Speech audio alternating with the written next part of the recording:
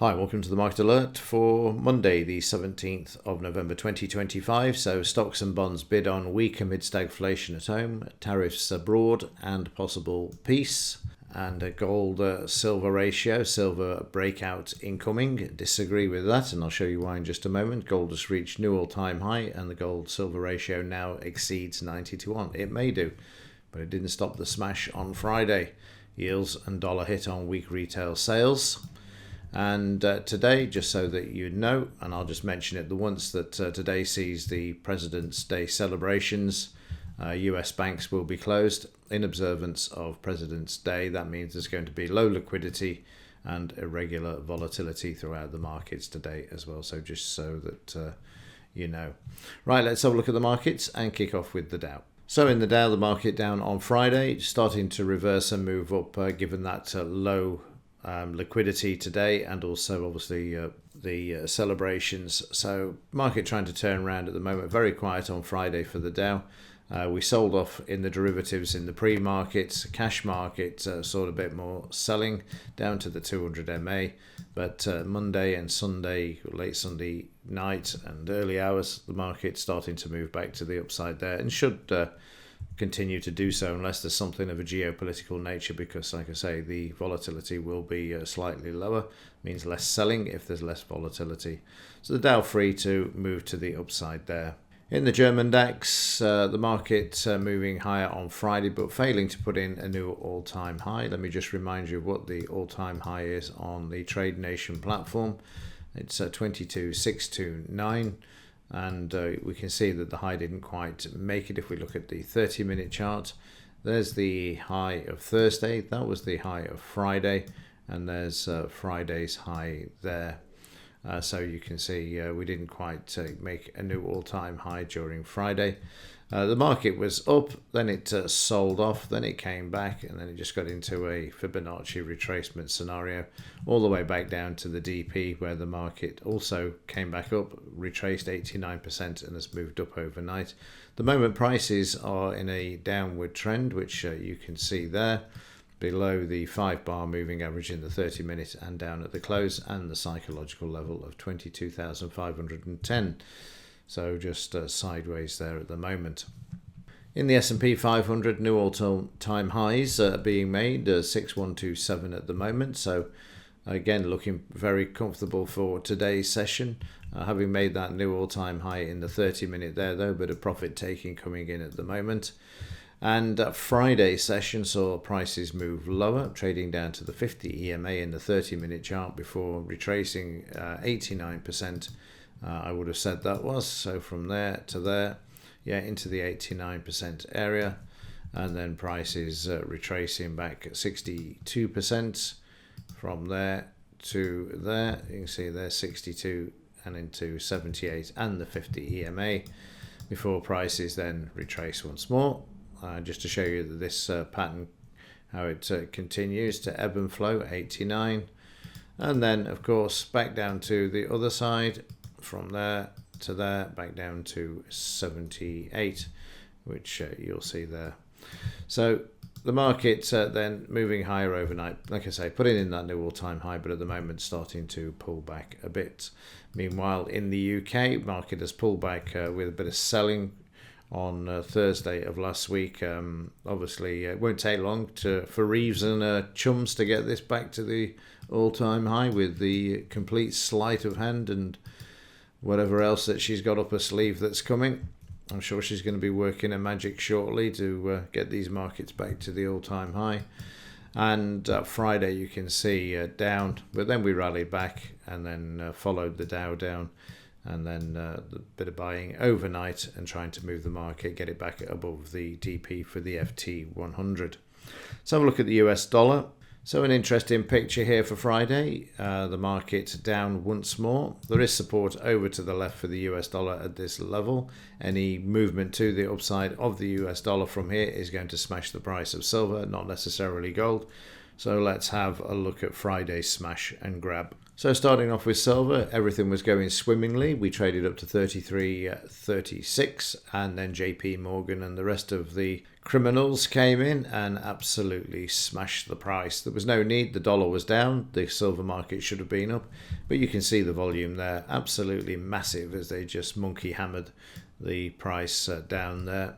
All the way down to lows seen to the left. Previous day's DP. Market trying to hold at the moment at yesterday, Friday's low. And you can see the volume just starting to build there. We have rolled over here from overbought and moving down. We're also sitting, of course, from this low to here at 89 as well. So seeing that volume coming in is quite nicely helping to support the market at the moment. But that's what you call a monkey hammered grab there. You get immune to this after a while, and to me I think it's great the fact that they can still get away with this nonsense. They did receive a fine of £900 million 3 or 4 years ago, but it hasn't stopped it. They're all in cahoots, and the regulators just ignore it. It's the same time every day, 1:30 London bullion market. And of course they've got the issue at the moment of shipping gold from the Bank of England or from the LBMA over to the US in hundreds of millions of ounces, and there's a delay on that because they haven't got it, I would suspect is the case.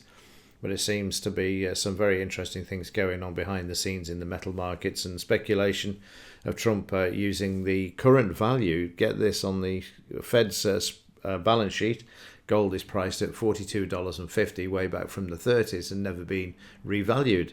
And that's why you're seeing all of this gold being repatriated back to the US. And of course, then he can revalue it, wherever it is, write off some of the debt. And thank you very much. And anybody who is buying metals at these low prices are going to come off quite well. Not necessarily make a fortune, because obviously, but if you write off all of that debt, you create the liquidity.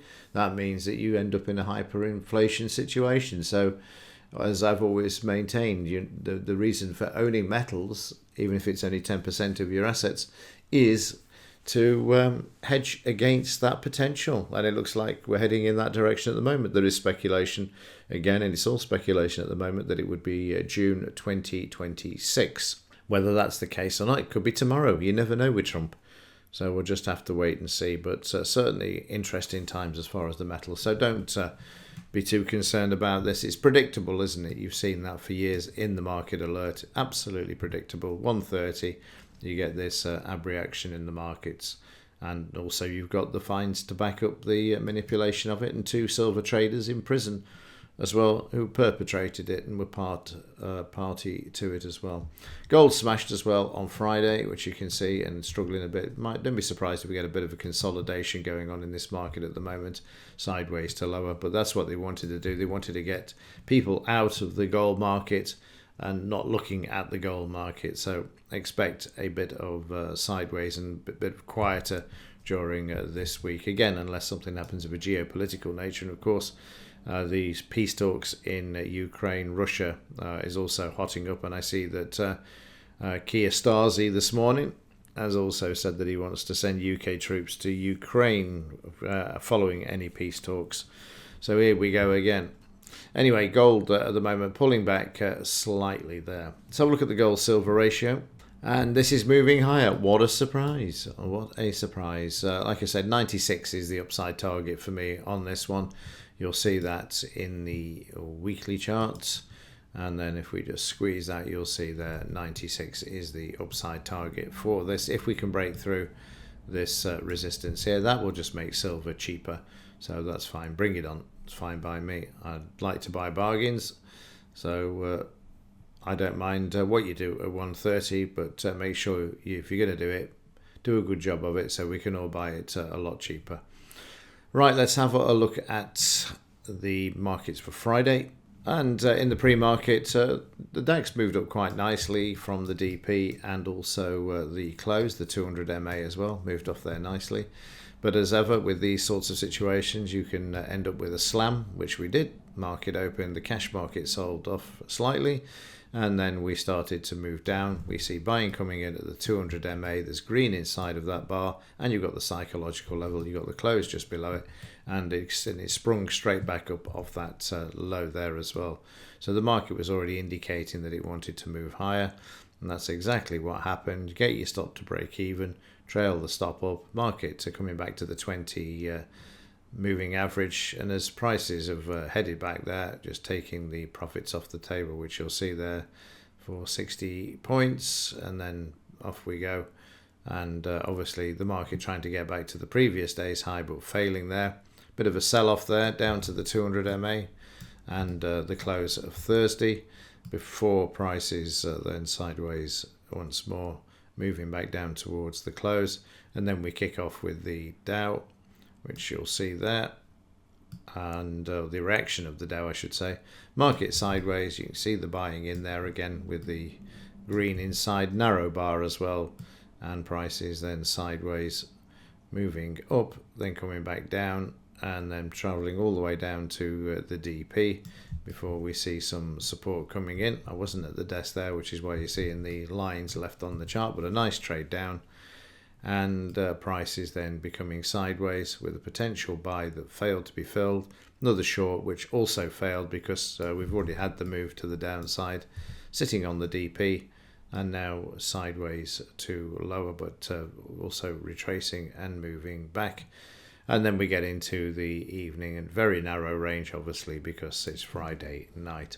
Quick look at the overnight, see where we're at, and you can see there at the moment we're below the DP, which is a bearish signal, 200 MA as well, 50 EMA, 20, and the 5. So the market at the moment sideways. Don't be fooled by this, because obviously wouldn't take a lot to turn this around and move the market back to the upside. But don't forget, down here we've got the low. Market's likely to be smashed down to there first and then brought back. Okay, that's it for this one. Let's see what happens today. Like I say, low volatility days is generally the case with President's Day, that sort of thing. Government bonds closed, but we'll see what happens anyway. You just never say never these days. Okay, that's it for now. Have a great day, and as ever, thanks for watching. See you in the next one.